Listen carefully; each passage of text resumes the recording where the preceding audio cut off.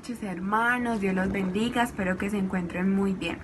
Vamos a ver la palabra de Dios en Hebreos 3 del 1 al 6. Dice así: por tanto, hermanos santos, participantes del llamamiento celestial, considerad al apóstol y sumo sacerdote de nuestra profesión, Cristo Jesús, el cual es fiel al que le constituyó, como también lo fue Moisés en toda la casa de Dios.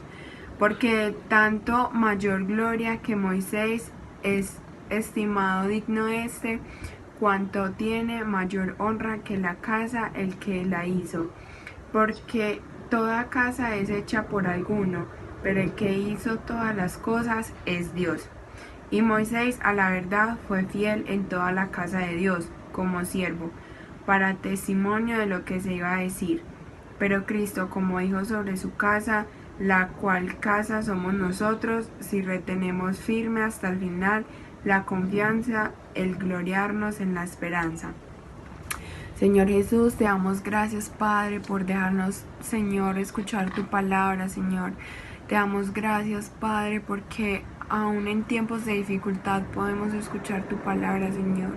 Te queremos pedir perdón por nuestros pecados, Padre, porque sabemos que somos seres pecadores, Señor.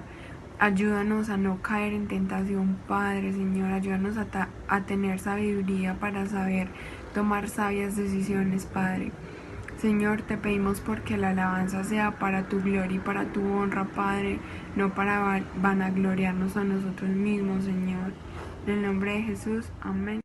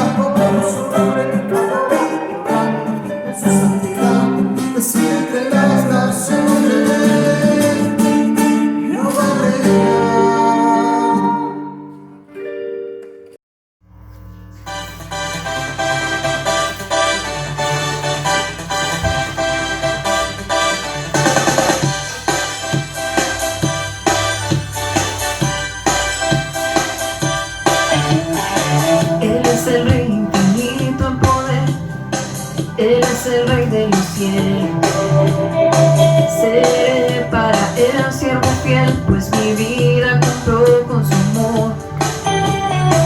Él es el rey, lo confiesa mi ser. Él es el rey de los siglos. Mi vida la rindo a sus pies. Él es rey sobre mi corazón.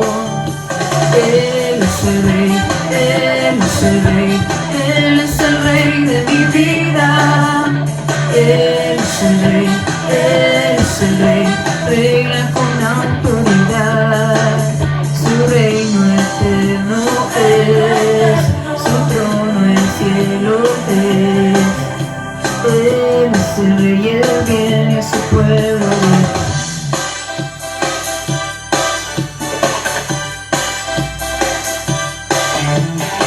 Él es el rey infinito en poder. Él es el rey de los cielos. Seré para él siervo fiel, pues mi vida compró con su amor. Él es el rey, lo confiesa mi ser.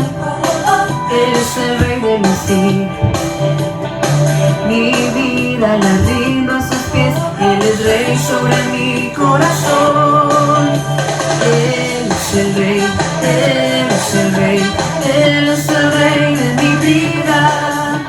Él es el rey, Él es el rey, reina con autoridad. Su reino eterno es, su trono el cielo es. Él es el rey y el bien es su pueblo es.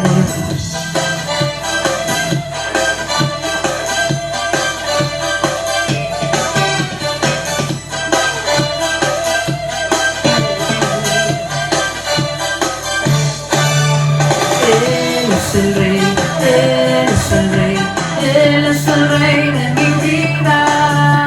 Él es el rey, Él es el rey, reina con autoridad. Su reino eterno es, su trono el cielo es. Él es el rey y él viene a su pueblo a llevar. Él es el rey, Él es el rey, Él es el rey de mi vida. Él es el rey, Él es el rey, reina con autoridad. Su reino eterno es, su trono el cielo es. Él es el rey y él viene a su pueblo a llevar.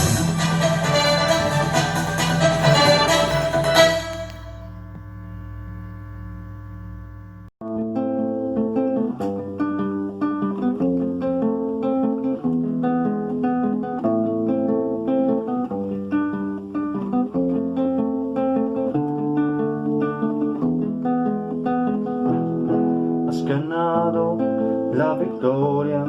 la victoria para mí. Al pecado has vencido, has ganado la batalla tú por mí. Has ganado la victoria para mí. Al pecado has vencido, has ganado la batalla tú por mí. Porque tú eres mi Dios en los cielos. Porque tú eres mi Dios en la tierra. Porque tú eres mi Dios en los cielos. Porque tú eres mi Dios en la tierra. Tú eres mi Dios, te alabaré.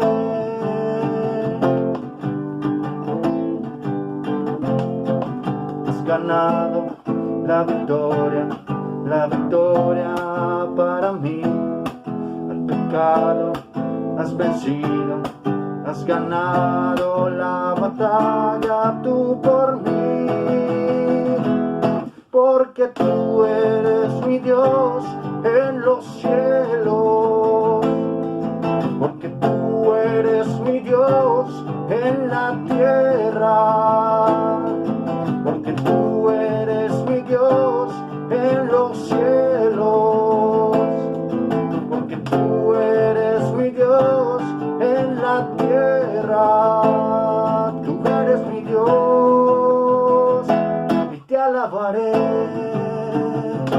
y te alabaré,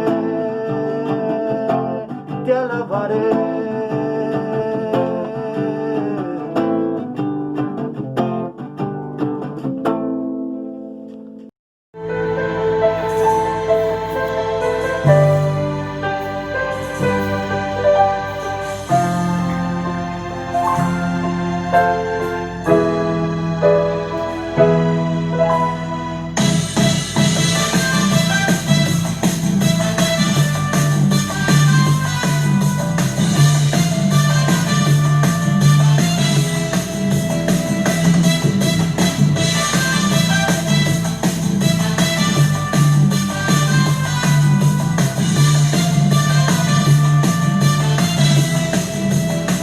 Cuando Jehová quisiere volver la cautividad, seremos como los que sueñan.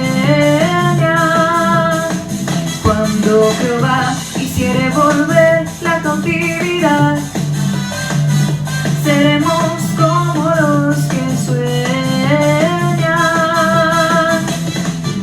Mi boca llenará de risa, mis labios de alabanza. Entonces dirán las naciones, grandes cosas ha hecho el Señor. Me gozaré, me gozaré, me gozaré, me gozaré en Jehová.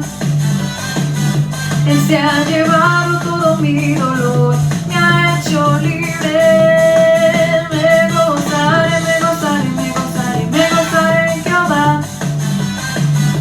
Él se ha llevado todo mi dolor, me ha hecho libre.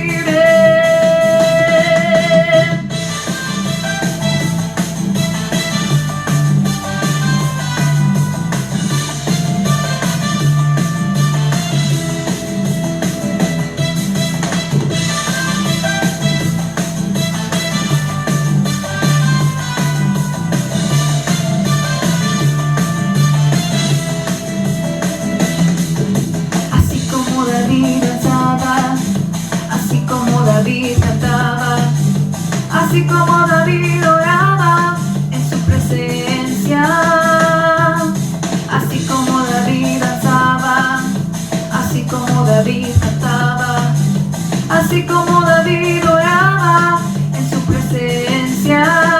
Me gozaré, me gozaré, me gozaré, me gozaré en Jehová. Él se ha llevado todo mi dolor, me ha hecho libre.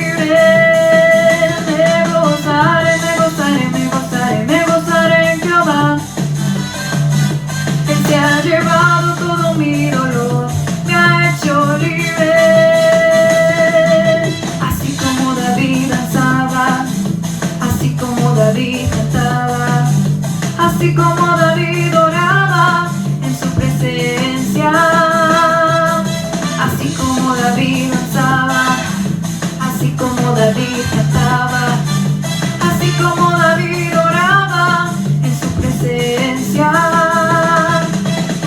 Como David danzaba, así como David cantaba, así como David oraba en su presencia, así como David danzaba, así como David cantaba, así como David oraba en su presencia.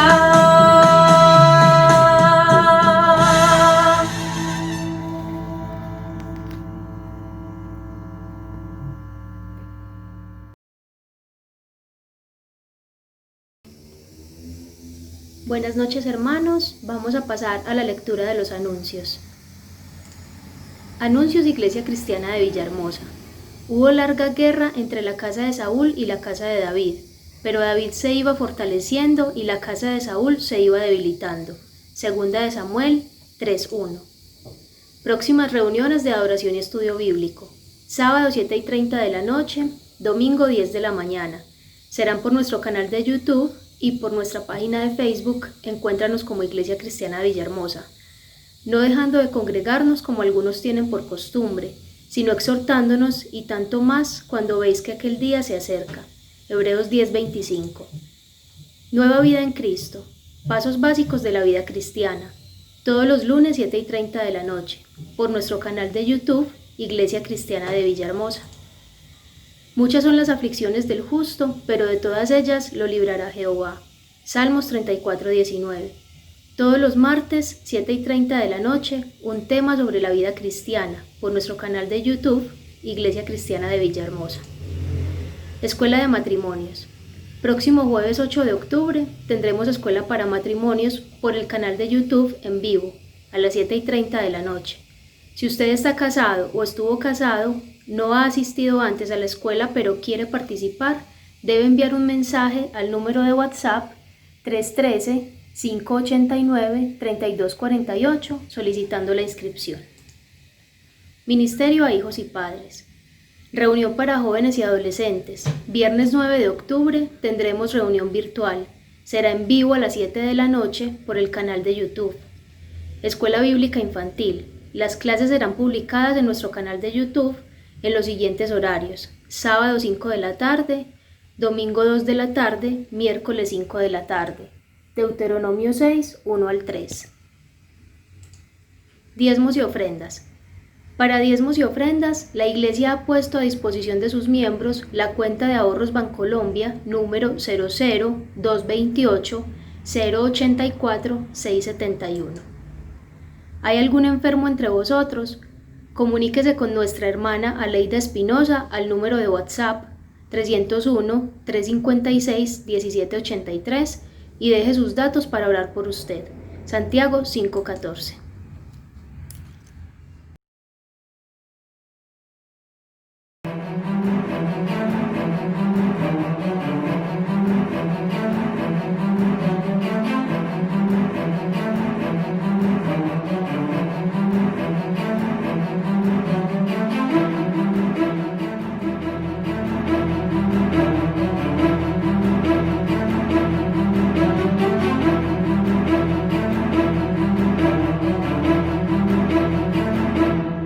Supongo que algunas personas estarán preguntándose, ¿cuánto tiempo le tomó aprender a maquillarse así? ¿Quién le enseñó? ¿Quién lo patrocina? ¿Qué otras empresas están interesadas en enviarle productos? ¿Puedo usar esos productos? Pero créame que todas esas preguntas son puras patrañas. Aquí la pregunta más importante es, ¿esto es normal? Yo soy Pablo Rosales, esto es Inspirados TV y hoy vamos a hablar de la hipersexualización infantil. Este grano pica y lo vamos a rascar. Inspirados TV con Pablo Rosales. Querida humanidad, hoy tengo el desagrado de presentarles 3 videos virales de hipersexualización infantil que me han encolerizado. Tengo que advertirles que las imágenes son fuertes y son feas. Recientemente se ha viralizado este video de un programa infantil en Dinamarca que ha provocado una polémica a nivel mundial. El formato fue lanzado en 2019 y busca promover la aceptación del cuerpo. Para eso, desnudaron a un montón de gente adulta y se la mostraron a niños. Esto es un programa para niños, gente. Esta persona que vemos acá es una persona trans porque no podía faltar el adoctrinamiento. Le están enseñando a los niños, si no estás de acuerdo con tu cuerpo, tal vez podrías cambiarlo, podrías operarte. Yo no sé quién habrá sido el descarado que de paso se cree genio, suponiendo que ante el bombardeo de imágenes de cuerpos perfectos en las redes sociales, mostrándoles imágenes grotescas de adultos desnudos, se les va a quitar a los niños el miedo a sus propias imperfecciones. Manda fuego, Señor. Si algún día llega a existir el concurso de los peores padres del mundo, apunten a los padres de estos hijos que sometieron a estos niños a un programa supuestamente infantil donde les mostraron las partes privadas de adultos en su propia cara. Ese programa no solo debió haber sido censurado, sino debió haber sido clausurado para siempre. ¿A ustedes les parece que algunos de los niños que están allí se sienten mal con su cuerpo? ¿O que dentro de un par de años se van a sentir tan mal con su cuerpo que van a necesitar recordar estas escenas donde adultos se desnudaron en sus propias narices? Claro que no. Querida humanidad, me da vergüenza tu manera de ver la vida. Querida humanidad, me da vergüenza tu manera de ver a los niños. Aquí es donde yo les pregunto, ¿ya le podemos llamar imposición o todavía le tenemos que llamar conspiración? ¡Anda huevo, señor! Lo que vimos en este video es un clásico de clásicos. Hay un montón de gente que disfraza la hipersexualización infantil de educación infantil, llevando a los niños de un punto de ignorancia a un punto de hipersexualización. Pero poniéndolo en perspectiva, díganme ustedes qué opinan. ¿Qué prefieren? ¿A un niño que ignora cómo son las partes privadas de los adultos o a un niño que ya las conoce, ya las ha visto y no le va a asustar cuando en el futuro se las muestren en persona otra vez? Escríbanlo en los comentarios. Y aquí es donde algunos me van a decir, por favor, Pablo, este tipo de cosas solo pasan en Noruega, en Dinamarca, en Suecia, en Canadá. Aún en Latinoamérica, dentro del círculo familiar, se lleva a los niños de la inocencia, que algunos llaman ignorancia, se les lleva de la inocencia a la hipersexualización. Miren este video donde una familia latina, al ritmo de reggaetón, hipersexualiza a una niña. Asqueroso.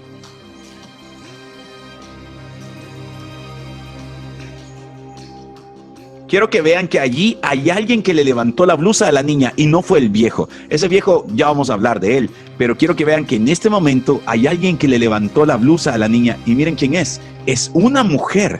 Es una mujer la que le levantó la blusa a la niña. ¿Por qué? ¿Por qué? ¿Solo porque la niña no ha desarrollado todavía y no usa bra? Esto es macabro. Todos hacen rueda. La niña insiste en bajarse la ropa. El hombre la peina, hace como que se echa saliva para peinarla. Y después continúa haciendo obscenidades propias del reggaetón. Pero todo se pone peor. Parece que la niña ya no quiere bailar y la señora que está al lado insiste en que el hombre baile con ella. El hombre ahora le levanta la blusa, que era lo que la señora quería hacer, y comienza a besar a la niña. Y siguen bailando reggaetón. Basta, no puedo seguirles mostrando ese video. Este video muestra lo peor de las familias. Sí, porque ha venido el fulano, tal vez de otro país, o es la persona a la que le estamos celebrando el cumpleaños, entonces puede hacer lo que quiera. Yo tuve ideas macabras sobre lo que debería hacérsele a este tipo, de verdad. No solo un mandafuego, señor. A este tipo deberían de meterle un montón de albóndigas en el pantalón y luego deberían tirarlo en un río con pirañas, con lagartos, o soltarlo en un patio donde unos 20 Doberman hayan estado sin comer durante un mes. Eso deberían de hacerle a este tipo. Deberían de buscarlo y meterlo preso. Quisiera dejar claro que el hombre que está bailando con la niña tiene cómplices. La vieja que le está subiendo la blusa a la niña, la persona que está filmando el video y los que estaban allá aplaudiéndole como si el tipo estuviera haciendo una gracia, todos ellos son una representación de lo peor de la humanidad. Son una bola de descerebrados. Yo encontré este video en un sitio donde se dedican a defender a las mujeres, como si la hipersexualización solo fuera hacia las niñas. Se equivocan. Hay niños, varoncitos, que están siendo hipersexualizados, pero al mismo tiempo les aplauden porque se han convertido en íconos de un colectivo. Para que me entiendan, miren el tercer y último video que estoy a punto de mostrarles y luego vamos a una reflexión. Querida humanidad, este es Desmond Nápoles, un chico drag queen de solo 10 años. To a world where drag kids actually exist. And people do ketamine on a couch. Ketamine on a couch.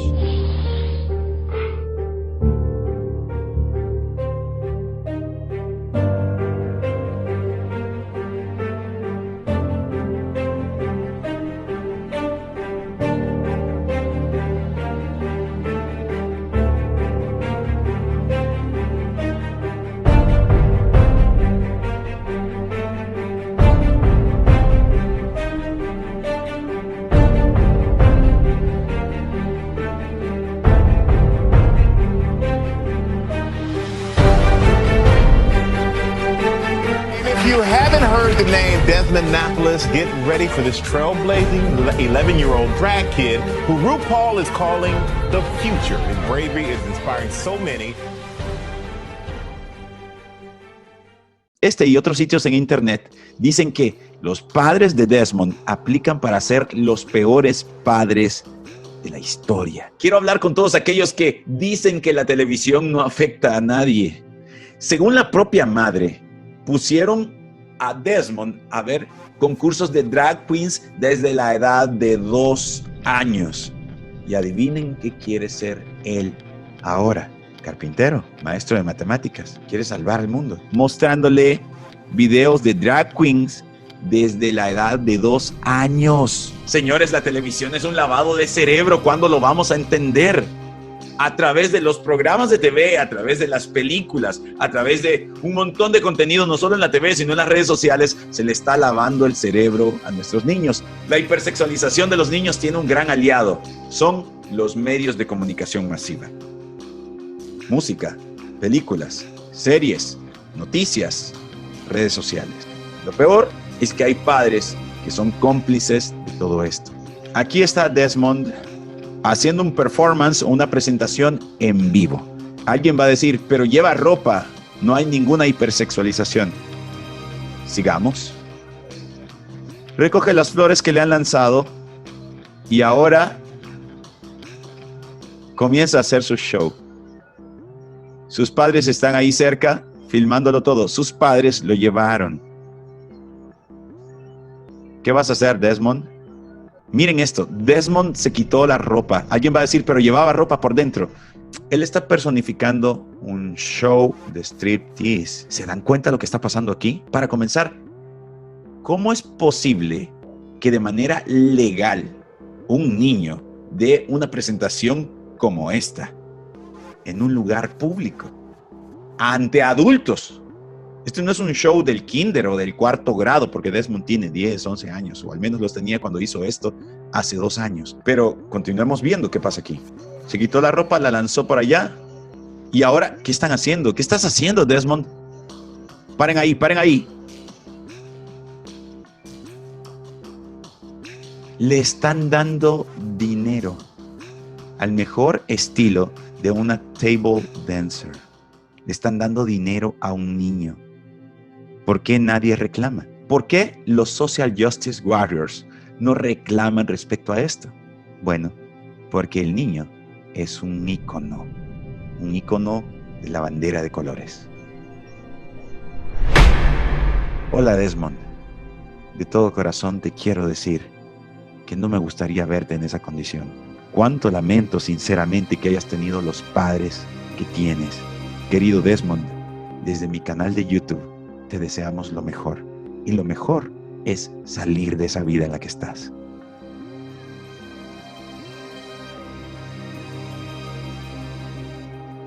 A ver, que alguien me responda por qué nadie reclama por esa hipersexualización.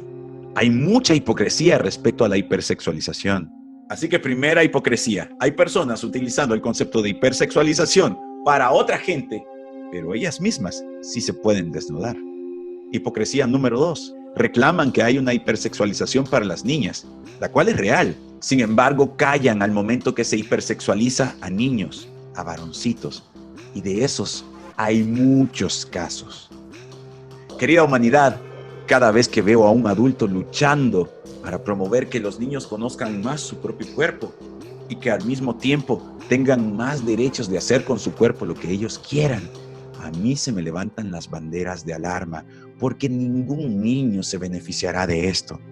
Hay otra gente adulta que se beneficia cuando un niño o una niña tienen derecho de hacer con su cuerpo lo que ellos quieran. Hay adultos que se benefician cuando el niño se autopercibe como lo que el adulto quiere. Hay adultos que se benefician cuando hay un niño que no se percibe de 10 ni de 11, sino de 18. Hay adultos que se benefician cuando una niña puede decidir por sí misma si aborta la criatura que lleva dentro de este adulto que está siendo beneficiado. Y hay que reconocer que muchas veces son los propios padres los que han permitido o los que han promovido esa hipersexualización. Piense durante un momento, ¿quién promueve la carrera drag queen de Desmond? Piense durante un momento, ¿quién le levantó al principio la blusa a la niña?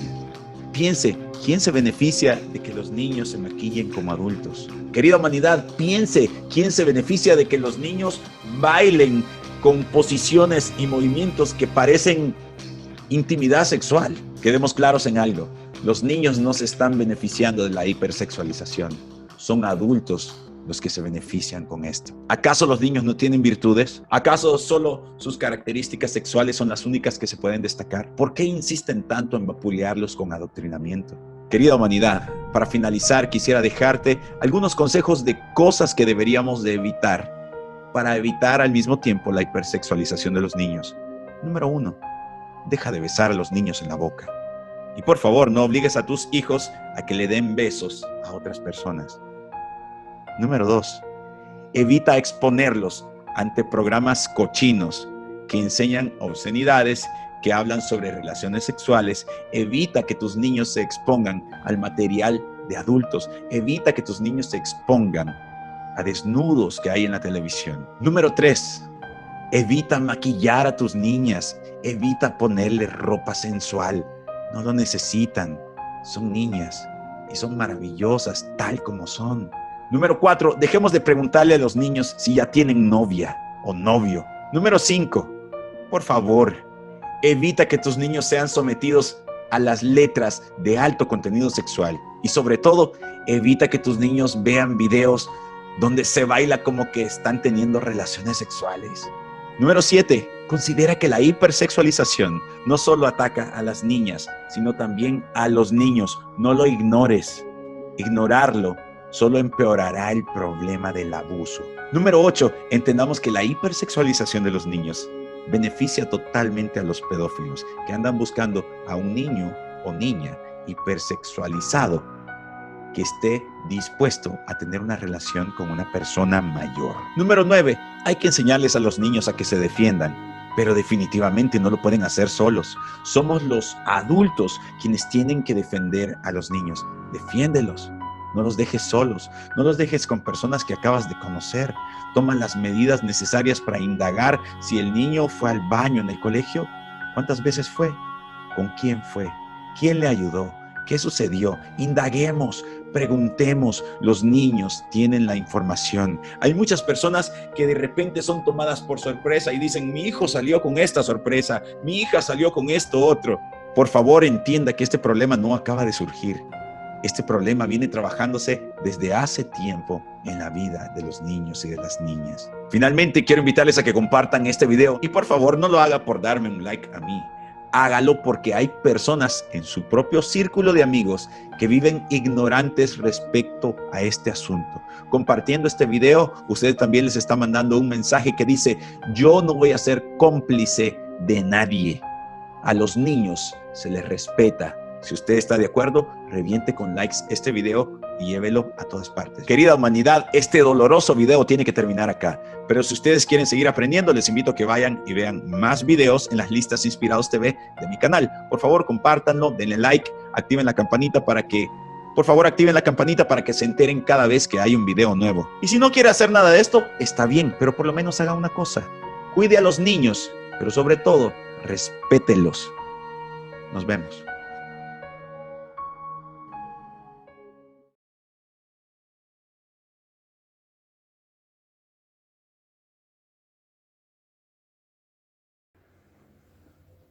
Les invito para que abramos nuestras Biblias en 2 de Samuel, capítulo 3, versículos 1 al 21. Hubo larga guerra entre la casa de Saúl y la casa de David, pero David se iba fortaleciendo y la casa de Saúl se iba debilitando. Y nacieron hijos a David en Hebrón. Su primogénito fue Amnón, de Ahinoam, Jerseelita. Su segundo Quileab, de Abigail, la mujer de Nabal, el de Carmel. El tercero, Absalón, hijo de Maaca, hija de Talmai, rey de Gesur. El cuarto, Adonaís, hijo de Agit. El quinto, Cefatías, hijo de Abital. El sexto, Itream, de Egla, mujer de David. Estos le nacieron a David en Hebrón. Como había guerra entre la casa de Saúl y la de David, aconteció que Abner se esforzaba por la casa de Saúl. Y había tenido Saúl una concubina que se llamaba Rispa, hija de Aja. Y dijo Isboset a Abner: ¿por qué te has llegado a la concubina de mi padre? Y se enojó Abner en gran manera por sus palabras, por las palabras de Isboset, y dijo: ¿soy yo cabeza de perro que pertenece a Judá? yo he hecho hoy misericordia con la casa de Saúl tu padre, con sus hermanos y con sus amigos, y no te he entregado en mano de David. Y tú me haces hoy cargo del pecado de esta mujer. Así haga Dios a Abner, y aún le añada, así como ha jurado Jehová a David, no haga yo así con él, trasladando el reino de la casa de Saúl y confirmando el trono de David sobre Israel y sobre Judá, desde Dan hasta Beerseba. Y él no pudo responder palabra a Abner porque le temía. Entonces vino a Abner mensajeros a David de su parte, diciendo, ¿de quién es la tierra? Y que le dijesen, haz pacto conmigo, y he aquí que mi mano estará contigo para volver a ti todo Israel. Y dijo David, bien, haré pacto contigo, mas una cosa te pido, no me vengas a ver sin que primero traigas a Mical, la hija de Saúl, cuando vengas a verme. Después de esto envió David mensajero a Isboset, hijo de Saúl, diciendo, reconstitúyeme mi mujer Mical, la cual desposé conmigo por 100 prepucios de filisteos. Entonces Isboset envió y se la quitó a su marido Paltiel, hijo de Lais, y su marido fue con ella, siguiéndola y llorando hasta Baurim. Y le dijo a Abner, anda, vuélvete. Entonces él se volvió. Y habló Abner con los ancianos de Israel, diciendo, hace ya tiempo procurabais que David fuese rey sobre vosotros. Ahora pues hacedlo, porque Jehová ha hablado a David, diciendo, por la mano de mi siervo David libraré a mi pueblo Israel de mano de los filisteos y de mano de todos sus enemigos. Habló también Abner a los de Benjamín. Y fue también Abner a Hebrón a decir a David todo lo que parecía bien a los de Israel y a toda la casa de Benjamín. Vino pues Abner a David en Hebrón, y con él 20 hombres. Y David hizo banquete a Abner y a los que con él habían venido. Y dijo Abner a David, yo me levantaré e iré, y juntaré a mi señor, el rey, y a todo Israel, para que hagan contigo pacto, y tú reines como lo desea tu corazón. David despidió luego a Abner, y él se fue en paz. Vamos a orar entonces por la enseñanza del día de hoy. Señor, te damos gracias por este día, gracias por permitirnos acercarnos a ti, gracias Señor por darnos el privilegio de escuchar tu palabra. Te pedimos Señor que nos ayudes a comprender tu palabra, a guardarla en nuestro corazón y a ponerla por obra. Te damos gracias Señor por la vida de la persona que tú has escogido hoy para que nos hable de ti. Te pedimos Señor que guardes la vida y la familia de esta persona, te pedimos que guardes su corazón, que su motivación, oh Señor, así como la nuestra, sea solamente darte la gloria a ti, oh Dios. Ayúdanos, Señor, a ser oidores honestos y activos, Señor, de tu palabra. Ayúdanos, Señor, a vivir tu palabra. Ayúdanos a vivir conforme a tu voluntad, a recibir esta palabra que tú tienes para nosotros en el día de hoy y que esta palabra dé fruto en nuestra vida. En el nombre de Jesús te entregamos esta noche. Amén.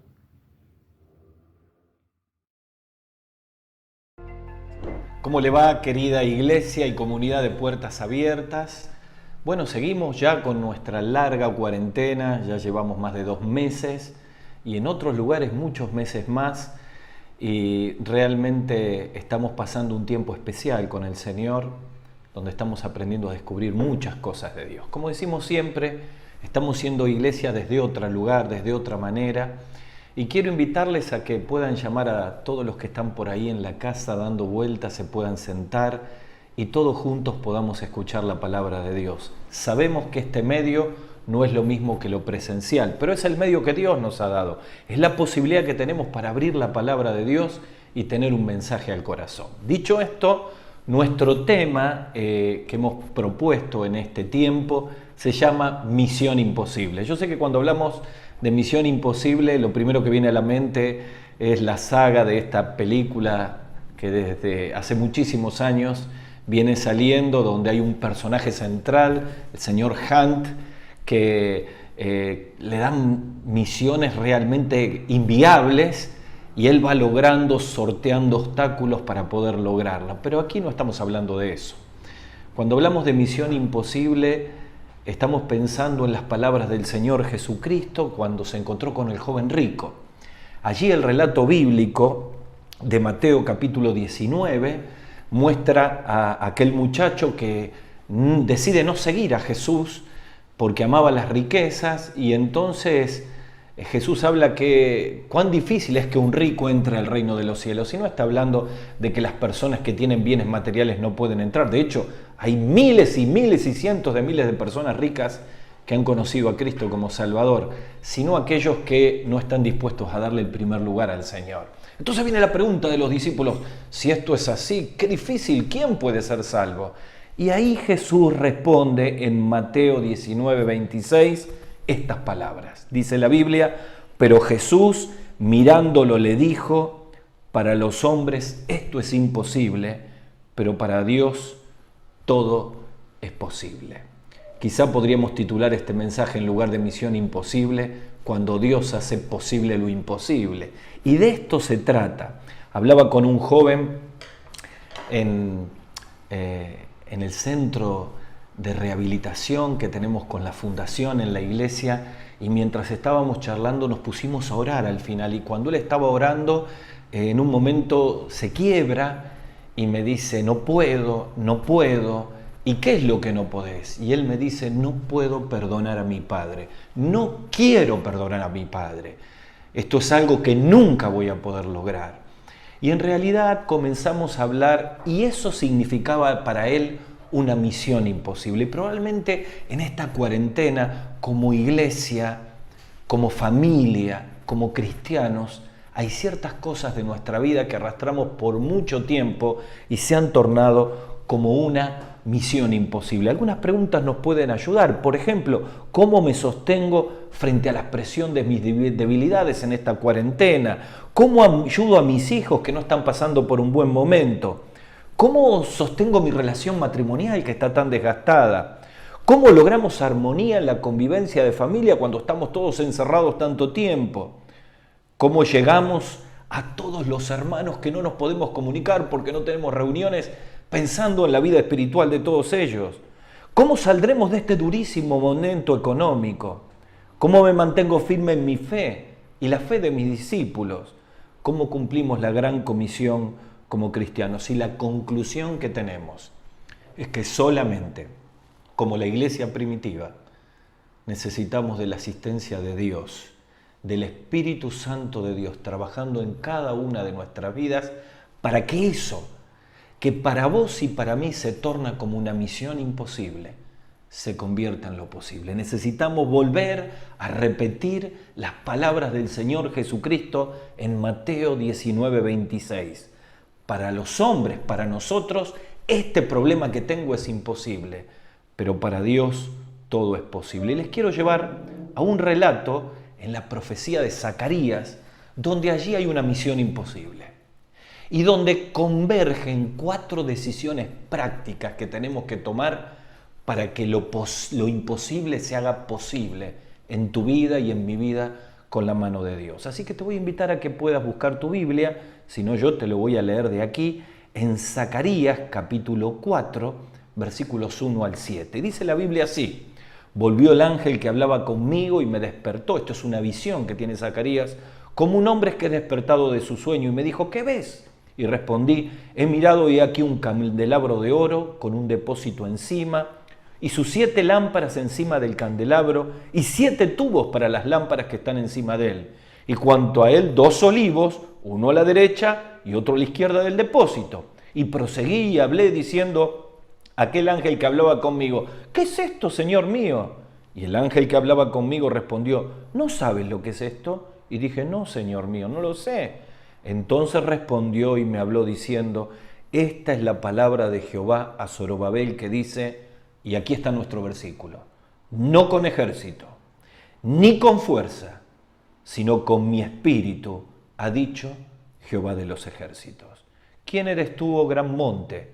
Delante de Zorobabel serás reducido a llanura. Él sacará la primera piedra con aclamaciones de gracia, gracia a ella. Miren, seguramente al escuchar este relato nos pasa lo mismo que le pasó a Zacarías en esta visión. No entendía lo que estaba mirando y lo que estaba viendo. Para ubicarnos un poquitito, queremos decirle que Zacarías, para todos los amigos que nos visitan o a los que no son lectores de toda la Biblia, Zacarías es uno de los 12 profetas menores, y es uno de los profetas post-exílicos. ¿Qué quiere decir post-exílico? Bueno, Israel tuvo dos grandes cautiverios. El primero fue de 400 años en Egipto y que fue liberado por Moisés, y el segundo fue de 70 años por Babilonia y fue liberado de acuerdo a Esdras capítulo 1, el líder que condujo al grupo que fue liberado de este segundo éxodo fue precisamente Zorobabel, a quien Zacarías le trae la profecía de parte de Dios. Y Zacarías estuvo profetizando al tiempo ya en que Israel había regresado de su exilio y estaba a punto, y mientras estaba construyendo el templo. Para que entendamos un poquitito, Zacarías trae un montón de profecías respecto a Cristo. De hecho, es el profeta que más profecías tiene de Cristo, a excepción de Isaías. Y en medio de todas esas profecías futuras que tienen que ver con la venida de Cristo, con la segunda venida de Cristo, trae un mensaje de aliento práctico para el líder al cual estaba exhortando junto con el profeta Ageo. En realidad, Zacarías y Ageo fueron las herramientas que Dios tenía para despertar al pueblo a la reconstrucción que había abandonado hace 15 años y que era el objetivo por el cual Dios los había sacado de Babilonia. Si tuviéramos que tratar de entender todo este contexto histórico, yo digo que es una escena en 4 actos. La primera escena es cuando Ciro, rey de Persia, en Esdras capítulo 1, da un edicto tremendo en el cual los judíos podían volver a reconstruir el templo. El segundo acto lo encontramos en Esdras capítulo 4, cuando viene una oposición y la obra se paraliza. Y durante 15 años se olvida completamente la causa de Dios. Y un ejército persa acampa allí para cuidar que nadie vuelva a reconstruir. La tercera escena aparece en Ageo capítulo 1, que es cuando aquel capítulo conocido que Dios despierta el espíritu de Zorobabel, de Josué, de los sacerdotes, y deciden empezar a reconstruir nuevamente el templo. Y la escena 4 es aquí, en Zacarías capítulo 4, cuando hay una misión imposible. Estaban dispuestos a volver a reconstruir el templo, pero ¿cómo lo hacían con un ejército como el ejército persa que estaba cuidando el lugar después de 15 años de fracaso? Y entonces aquí Dios le da una visión de un candelabro de oro, símbolo de la presencia de Dios, claramente con un depósito de aceite que vertía las 7 lámparas, con 2 olivos que tenían que ver con estos 2 líderes, y él no entiende esta visión porque es un poco confusa, pero Dios comienza a mostrarle que él haría un imposible, que liberaría a Israel de todo ese ejército y comenzarían a reconstruir el templo. Un querido pastor, amigo, me contaba el otro día un imposible, que puede ser tu imposible. Cuando comenzó la cuarentena, él tiene un equipo de casi 100 misioneros donde están trabajando en uno de los países de Latinoamérica. Y de pronto hubo una fiesta de 300 personas y todos se contagiaron. Así que el ejército bloqueó completamente la región. Pasaron muchos días y no podía conseguir comida y estaba preocupadísimo porque se le terminaban las provisiones y tenía casi 100 personas allí. Pero el bloqueo era estricto por la gran contaminación que había tenido esa fiesta. Así que él sale con un carro manual y le pide a Dios esto: Señor, ayúdame en esto. Y escuche la oración de este hombre: por lo menos dame un cajón de tomates. Parece algo tan sencillo. Y él va caminando y lo primero que ve en la ruta, estacionado en la carretera, es un camión que vendía cajones de tomates. Él no lo podía creer. Cuando compra y se da cuenta que tiene que llevar a mano este cajón, el muchacho lo trata de ayudar, uno que estaba ahí, él le comparte el evangelio, el joven recibe a Cristo como Salvador y mientras van recibe un llamado de un militar que le dice: te conseguí el permiso, mañana podés ir a buscar provisiones. De pronto, un imposible. Frente a una ley estricta, Dios va abriendo puertas. Hubo una iniciativa de parte de él y hubo un milagro de parte de Dios. Trate de frenar ahí el concepto. Y vuelva al relato de Zacarías y piense conmigo cómo hay 4 decisiones que tenemos que tomar para que los imposibles de nuestra vida se conviertan en posibles por la mano de Dios. Y piense un momento en su imposible, en tu imposible. Tiene que ver con tu familia, tiene que ver con un pecado que no puedes dejar, tiene que ver con una adicción que no podemos superar, tiene que ver con un resentimiento que no podemos dejar, tiene que ver con una vida que no se decide a seguir a Cristo, tiene que ver con la decisión de volver al Señor. Miren, lo importante aquí es encontrar cómo Dios le mostró a Zorobabel las decisiones que tenía que tomar y cómo me muestra a mí y a ti en este momento 4 decisiones prácticas para permitir que Dios haga posible lo imposible. Y aquí hay 4 palabritas que en el relato que hemos leído, que yo quiero pedirte que vos subrayes allí en tu Biblia si la tenés abierta. La primera palabra es ejército, la segunda es espíritu, la tercera es monte y la cuarta es piedra. Ejército, espíritu, monte y piedra. Están en esos versículos 6 y 7. El ejército me habla de la primera decisión que tenemos que tomar, renuncia. El espíritu me habla de la segunda decisión que tenemos que tomar, relación. El monte me habla de la tercera decisión, remoción.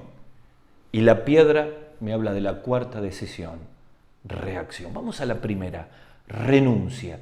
Le dice el Señor, no es con ejército ni con fuerza, sino con el Santo Espíritu, que va a ocurrir aquí el milagro de Dios. Miren, reconstruir el templo era una obra monumental. Hacían falta recursos, hacía falta quitar el ejército que estaba allí custodiando, desde Esdras capítulo 4, para que no vuelvan a reconstruir la obra. Pero aparte hacía falta motivación, que estaba totalmente perdida. Aquí tenemos un pueblo desmotivado, enfriado, con la vida enfocada en sí mismo. De hecho, Ageo capítulo 1 habla, miren, sus casas están llenas de madera y piedra y la casa de Dios está desierta. Y aquí no solamente Dios despierta el espíritu en Ageo 1, sino que pone en movimiento decisiones en Zorobabel y en el pueblo para lograr otra vez la movilización de una obra detenida 15 años. Y es interesante porque la parálisis que estaba aquí le había traído una profunda frustración. ¿Por qué?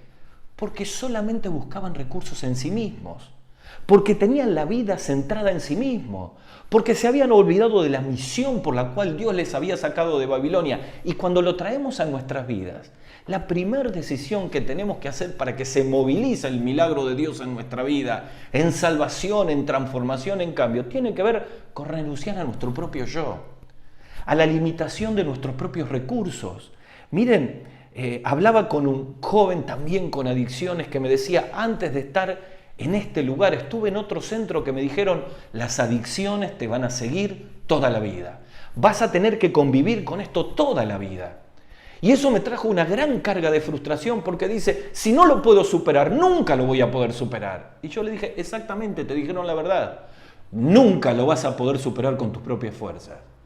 Pero con el poder del Espíritu de Dios, Dios hace posible lo imposible. Miren, la Biblia nos impulsa mucho a renunciar a nuestro yo, a nuestro egoísmo, a nuestra vida mirando solamente a nosotros mismos y cambiar la óptica para empezar a permitir que renunciando a nuestro yo se desate esta primera acción de renunciar a nosotros mismos para habilitar el poder de Dios. Por ejemplo, para seguir a Cristo, Lucas 9:23 nos dice, si alguno quiere venir en pos de mí, niéguese a sí mismo. Una negación del yo para seguir a Cristo. No hay manera de convertirnos en cristianos que honren a Dios si la vida gira alrededor mío.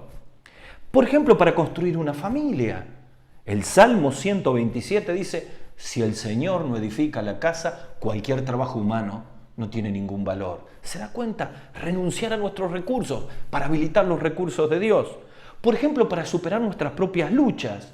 En Gálatas capítulo 2, versículo 20, Pablo concluye y dice, con Cristo estoy juntamente crucificado y ya no vivo yo, que Cristo viva en mí. Para servir a Cristo necesitamos renunciar a nuestro propio yo para poder habilitar el poder de Dios. Dice 2 Corintios capítulo 5, versículo 15, y por todos murió para que los que vivan ya no vivan para sí, sino para aquel que murió y resucitó por ellos. Primera decisión, para que lo imposible se haga posible, hay que renunciar a mi propio yo. Y nos tenemos que preguntar en este tiempo, si nuestra vida gira en nuestros propios intereses personales, ¿qué hemos logrado? Una gran frustración. Suelo decirle a la persona, te la pasaste toda la vida intentando con tus propios recursos y fallaste. ¿Qué tal si probás con Dios? ¿Qué tal si le abrís la puerta a Dios? Recuerdo un testimonio de un pastor que se había preparado en un seminario y estaba orgulloso de sus notas y pensaba que Dios haría una gran obra con él. A la primera iglesia donde lo mandaron fue una iglesia pequeña en un pueblo, con gente muy complicada. Trabajó 2 años con ellos y una terrible carga de frustración. Esperaba ansioso la nueva convención para que le vuelvan a asignar otra iglesia más grande, donde él pueda desarrollar todo lo que había aprendido y todos los sueños que tenía. Cuando llegó al lugar, se encontró con la noticia frustrante. Le volvían a asignar la misma iglesia por 2 años más. Entró en cólera, fue a buscar a su pastor director y le dijo: no me consideran, no piensan en mis capacidades, otra vez a esa iglesia, me están matando con esta decisión. Y aquel hombre quedó en silencio, aquel pastor mayor, y le dijo: eso es exactamente lo que tenés que vivir. Tenés que morir a tu yo para que Dios pueda hacer grandes cosas contigo. Mientras siga confiando en vos, Dios no te puede usar.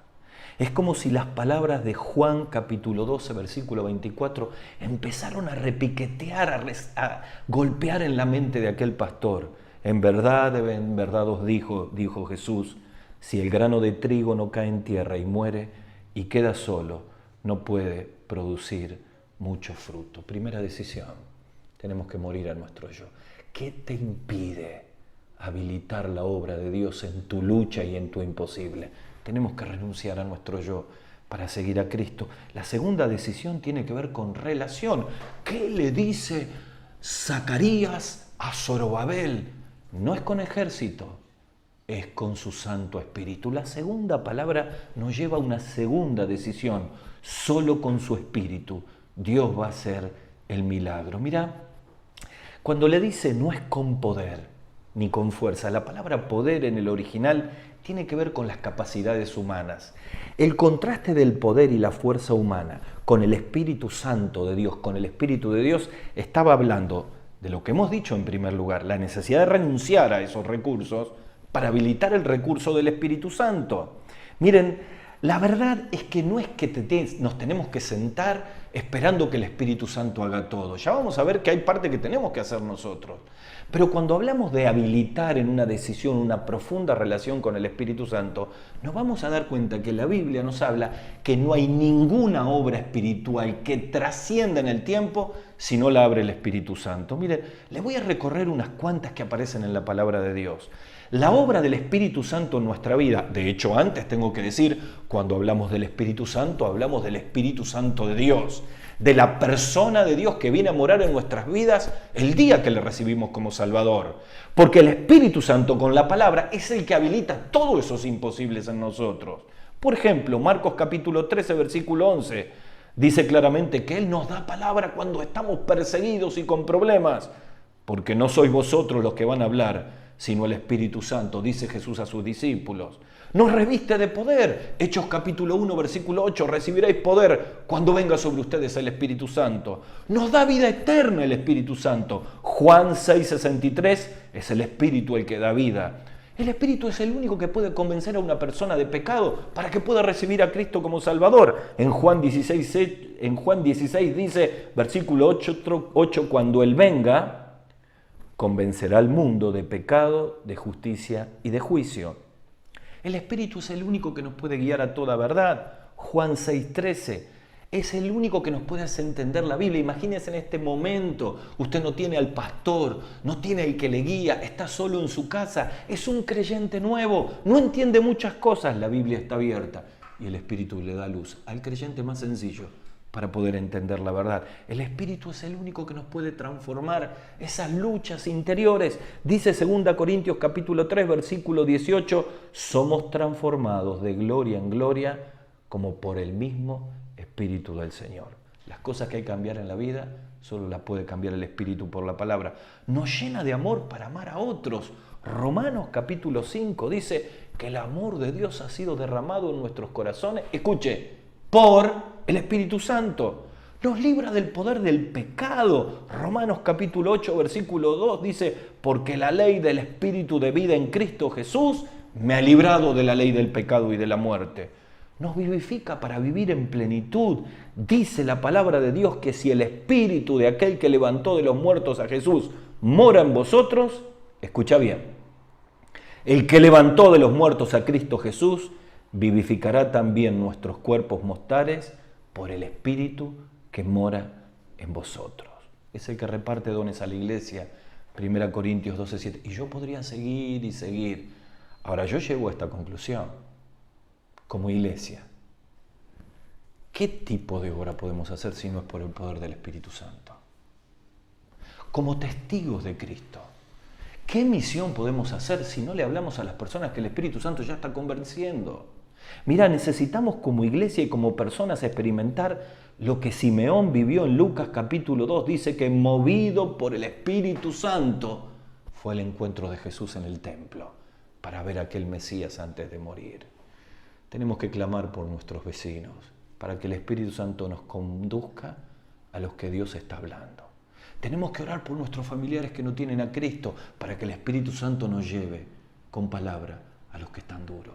Tenemos que orar para que el Espíritu Santo nos pueda mostrar a quienes tenemos que ministrar en este tiempo con cualquiera de los recursos digitales que tenemos. Necesitamos pedirle cada vez que abrimos la Biblia, Espíritu Santo, que nos hable. Y que la Biblia sea real para nuestras vidas. Por eso hablo de relación. Por eso Dios le habló así a Zorobabel. Necesitas tomar una relación con el Espíritu para que pueda ocurrir lo imposible. Pero en tercer lugar, remoción. Dice, ¿quién eres tú, gran monte? Delante de Zorobabel serás reducido a llanura. ¡Wow! ¿Saben que la palabra monte que está aquí no es lo que nosotros pensamos? Cuando la Biblia se refiere a monte, siempre en el Antiguo Testamento tenía que ver con estorbos, con obstáculos que no le permitían avanzar. De hecho, para la tradición se decía que una persona que tenía discernimiento espiritual era alguien que removía todos los estorbos. Esto estaba en la literatura rabínica. En realidad, aquí es lo mismo que enseña Jesús en Mateo capítulo 17, versículo 20, cuando dice, si tenemos fe como un grano de mostaza, dirías a este monte, pasa allí y se pasará, y nada será imposible. Mire, me acuerdo de un querido hermano que tenía problema con el cigarrillo. Se casó, tuvo una hija y seguía luchando con el cigarrillo. Y un día decidió que tenía que hacer algo especial para remover este obstáculo de fumar que no le permitía avanzar en su vida cristiana, que le acusaba. Y un día su esposa lo confronta y le dice, hasta acá llegamos.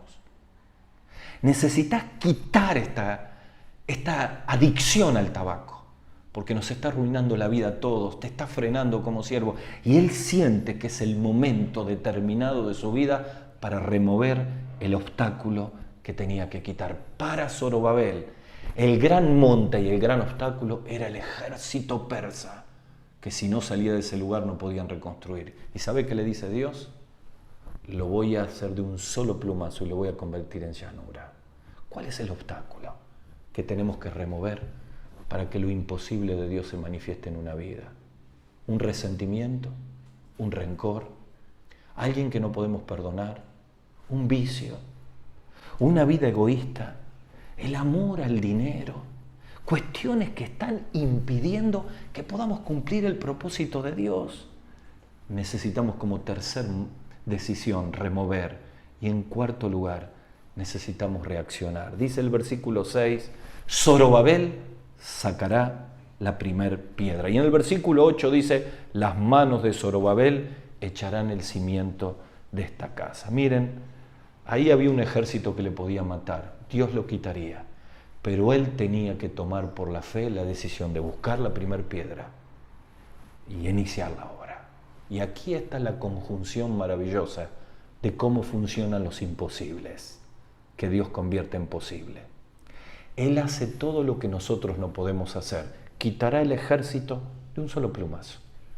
Pero hay un primer paso de fe que todos tenemos que tomar. Y ese paso de fe significaba que Zorobabel tome la piedra, la lleve al lugar, aunque esté el ejército, y comience a reconstruir. Y de esa decisión de fe comenzaría toda la reconstrucción.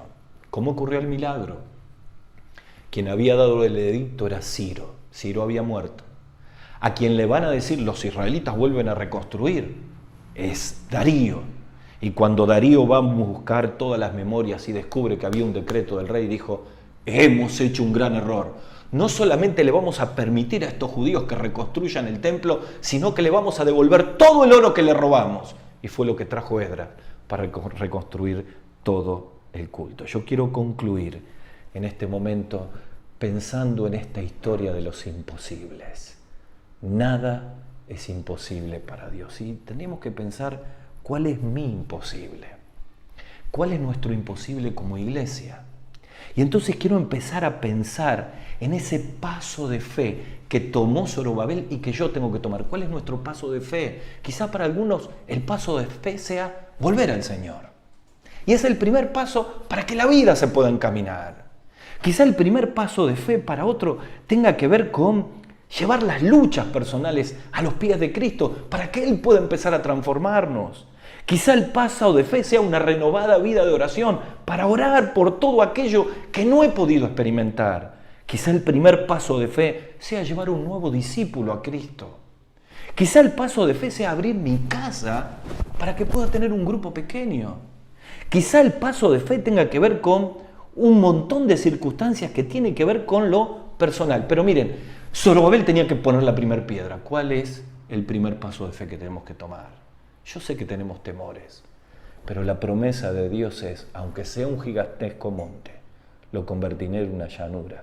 Solo hay que dar el primer paso de fe. Pensemos, ¿a qué tenemos que renunciar de nuestro yo? Pensemos, ¿qué iniciativa tenemos que tomar para tener una relación renovada con el Espíritu?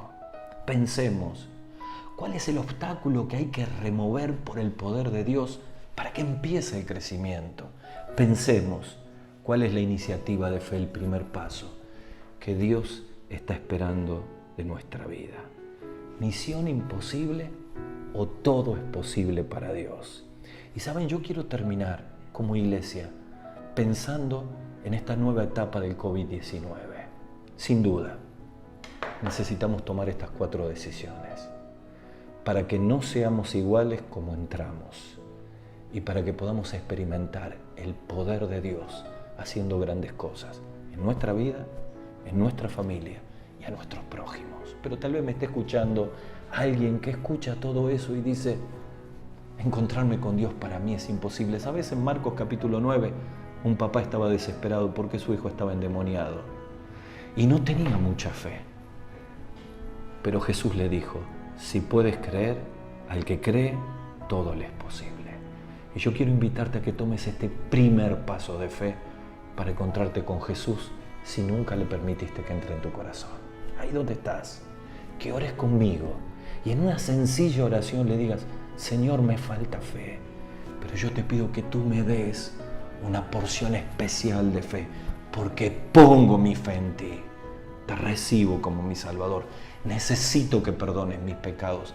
Decíselo con una oración en silencio, allí donde estás. Y vas a experimentar cómo Dios perdona tus pecados, salva tu vida y puede hacer que tu imposible se convierta en posible. Que Dios te bendiga. Hasta el próximo.